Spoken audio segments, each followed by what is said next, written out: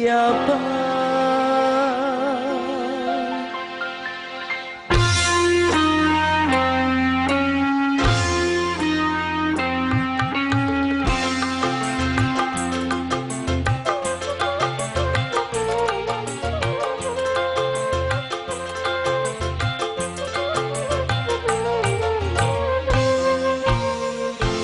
Katakanlah siapakah orang yang telah mendahului aku. Katakanlah siapakah orang yang telah mendahului aku.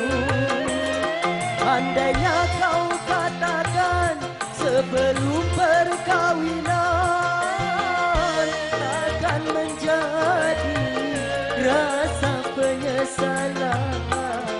Malam pertama ku dambakan telah berakhir dengan kekecewaan dan penuh penyesalan.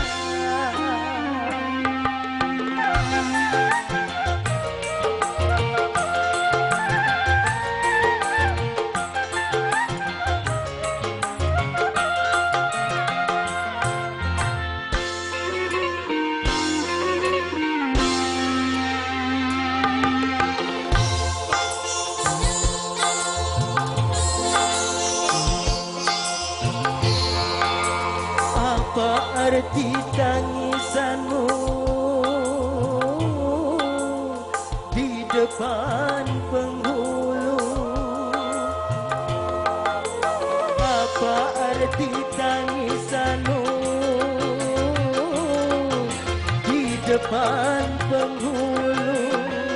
Kalau dirimu tak suci lagi, andai ku tahu sejak bercinta tak akan terjadi perkahwinan ini yang paling menyakitkan.